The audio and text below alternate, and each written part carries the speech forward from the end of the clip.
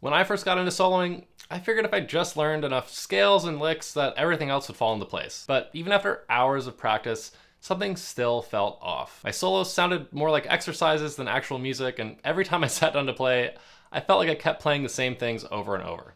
Sound familiar? Eventually I realized it wasn't about what I was playing, but how I was playing it. Once I started focusing on a few key techniques to add feel, texture, and personality to my soloing, everything started to click. In this video, I'm gonna show you 3 soloing tricks that can instantly level up your playing. These are the kinds of moves that make people go, whoa, wait, what was that? They're simple, they're powerful, and they'll give your solos the style and confidence they've been missing. You'll also have a new sense of command and control over your guitar, letting you think less and play more. You're probably familiar with some of these techniques already, but we're gonna refine and unlock some new ways to utilize them. So jumping right in, the first thing I wanna talk about is bending. Now, I really wanna focus on adding vibrato to your bends, because that's what's really gonna separate the intermediate from more advanced sounds. But first, I wanna talk about pitch accuracy in your bends, okay? A lot of intermediate players, the thing I hear the most is when they go to do a bend, they either undershoot or overshoot that bend, right? So for example, let's say I'm in C minor pentatonic, okay? And I'm gonna bend here, just a very normal bend here, right? B string 11th fret, and we're gonna bend that note up to this pitch, C, right? A lot of players will go in the moment without meaning to, not quite up all the way or a little too high, right? So first I want to give you a couple tips on how to lock in the intonation and tuning of your bend. So first things first, every guitar is set up differently. It has a different scale length. It has different distance between the frets. It has different string gauge on it, maybe a different setup, higher or lower action. All of these things will very much affect your ability to bend in tune.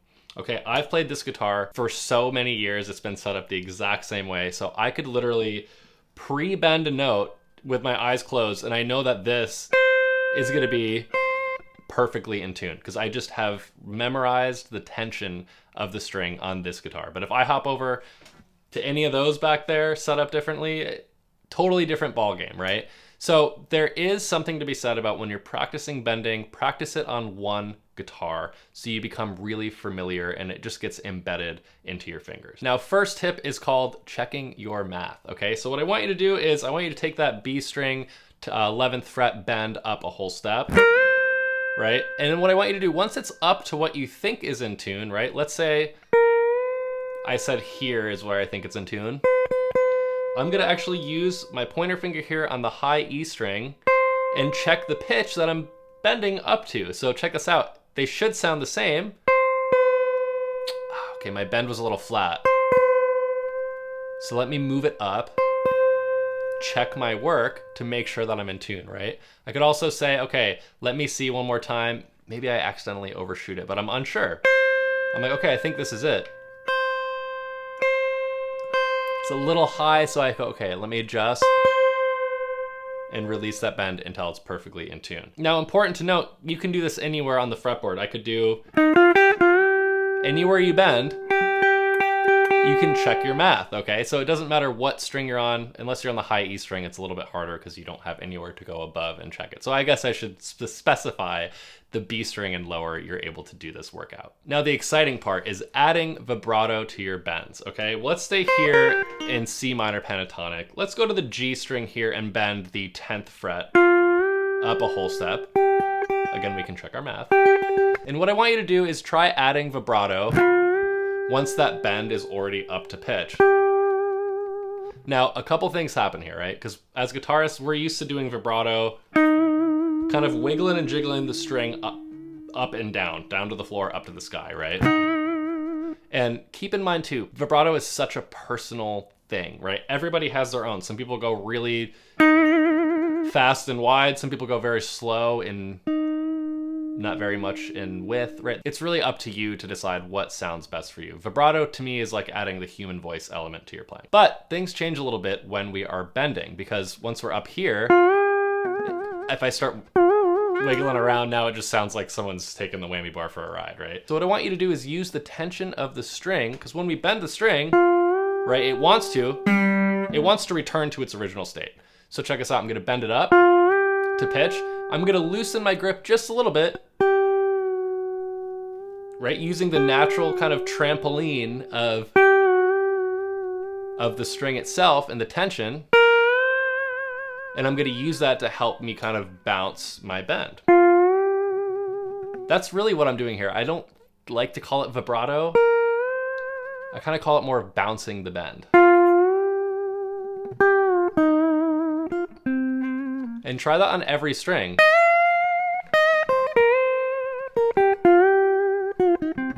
Today's video is sponsored by my Essential Techniques for Guitarists Masterclass. In this class, you'll learn and refine techniques such as bending, hammer-ons and pull-offs, how to utilize open strings to make your chords and your solos sound a little bit more sophisticated, hybrid picking, and how to embellish progressions with chord ornament. 93% of students who completed this masterclass gained more freedom while playing solos, playing songs, jamming with their friends, and just feel more confident every time they went to pick up their guitar. I'm offering a flash discount right now for the first 10 signups while supplies last. Click the link below to jump on it. Now back to the video. Next is hammer-ons and pull-offs. You're probably already familiar with this one. However, I'm going to show you some new ways to really help finger strengthening and finger independence, which will increase your dexterity and overall confidence in executing this, whether it be in rhythm or in your lead playing. So what I want you to do is head over to your high E string here and just line up our fingers from the 5th, 6th, 7th, and 8th frets, okay? Pointer, middle, ring, pinky in order. And don't worry about volume here, okay? I don't want you to try getting the most volume you can here, okay? All I want you to do is be extremely accurate and extremely controlled, okay? Hammer-ons and pull-offs are about control and accuracy. If you don't have control, they're not gonna sound good. It's gonna sound fine when your gain is cranked up to the max and you're just, doing something really fast, but that doesn't equal control, and we want absolute control over the fretboard. So with our fingers down in order, I want you to plant one. We're just gonna plant our first finger here. And I want you to hammer on and pull off with the middle. Next, we'll do the ring. And then we'll do pinky. Now, if you notice while you're doing this, your middle, your ring probably sound pretty good. If your pinky sounds like this, a little out of time, a little out of control, maybe the pull-off is really loud and the hammer-on is like barely audible, that's where I want us to really lock in, okay? I want you to be hitting each finger with the same downward pressure and the same release pressure, okay? Again, we're not worried about volume per se here, but if something is really standing out to you, then that's where our problem area is, okay? Now, step 2 of this is we're gonna put down our pointer and our middle finger, and we're just going to go between our pinky and our ring finger. Now, what this does is this really teaches our brain to be comfortable with different arrangements of hammer-ons and pull-offs. This will help with your rhythm and your lead playing. So practice this on each string up and down the fretboard, all the way from the low E string back to the high E string. Now, other places I want you to start utilizing these hammer-ons and pull-off exercises is during your rhythm playing extravaganza, okay? So let's say, for example, we're playing something like C sharp minor 7, right? So what I want us to do is I want us to utilize our pinky here for that classic R&B sound, okay? So all I'm doing is I'm doing hammer on and pull off on the high E string, again, 7th fret, B string, 7th fret, and then G string will be 6th fret, okay? And what you're doing here, I'll strum the chord, same exact principles as the exercise we just did. Go for accuracy and control, okay? And I'll just go up and down very slowly and controlled, okay? All about slow control here. Then when we go actually to execute it, we have a lot more control over dynamics, volume, and attack. And that's what separates your hammer-ons and pull-offs from just being okay to a pro level sound. All right, and number 3 is hybrid picking. This is a right hand technique that utilizes both your fingers and a pick. Therefore, we're doing a hybrid pick, right? So let's go to the low E string, 3rd fret here. We're gonna play the first few notes of the G major scale in a symmetrical shape. So check this out. It's gonna be 3, 5, 7, 3, 5, 7 on the low E and the A string. 3, 5, 7, 3, 5, 7. Now for step 2, I wanna introduce a pick, hammer, hammer. Pick, hammer, hammer. So I'm only picking each string once. Pick, hammer, hammer, pick, hammer on, right? Pick, hammer on, pick, hammer on. What this is gonna do, Obviously, we're combining our hammer-ons from earlier. This is gonna give us a lot more speed. Now, you'll notice my right hand, I'm doing pick, pick. Okay, that's fine, but what I wanna do is I want to decrease the amount of effort my right hand is doing. So check this out, I'm gonna go pick the low E string, and then look at this. My middle finger here is in ready stance on that A string for me to pluck, or hybrid is what we'll call it here. So I'm gonna go pick, hybrid, pick, hybrid, pick. And you'll notice how little my right hand is moving, right? Before, I'm doing all this big picking. Now look at this. And look, you know how much speed and just efficiency? This is like a car that gets 300 miles a gallon, baby. Okay, we're cruising before we gotta stop. So it increases speed, also just helps with the economy of motion, especially if you're continuing a big pattern like this. Now that we have the mechanics down, here's some other ways to utilize hybrid picking in your everyday playing. Let's say we're doing an A blues, for example. Right? What I do, you know, the amount of times you hear this, right? Kind of just working off that A to D with the hammer onto the third, right? Check this out. I might do what I call the hybrid slap. So here's the lick we're gonna be working with. Now check this out. I could just go, or I'm gonna do pick, hybrid slap. And what I mean by hybrid slap is I'm literally getting my finger like under the string and pulling it up straight. So we get a spank slap, right? Versus,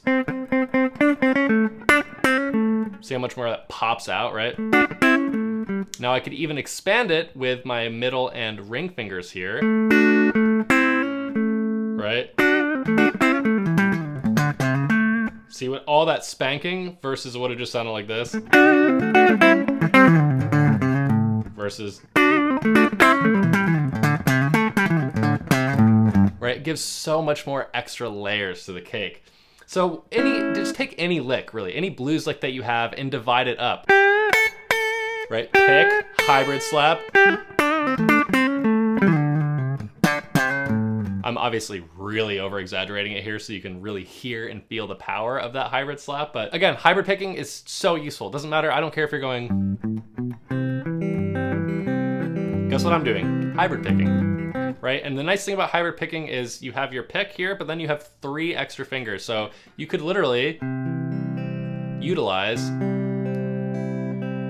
all of your fingers, at least middle, ring, and pinky, with your pick in conjunction, right? So a whole lot of extra mileage to get out of this technique. Now that you've learned 3 solo techniques, check out this video that breaks down cage without having to learn cage. Also, if you're not subscribed to this channel, please hit that subscribe button. It's a really great free way to support the channel and keep more videos like this coming to you and other guitar nerds.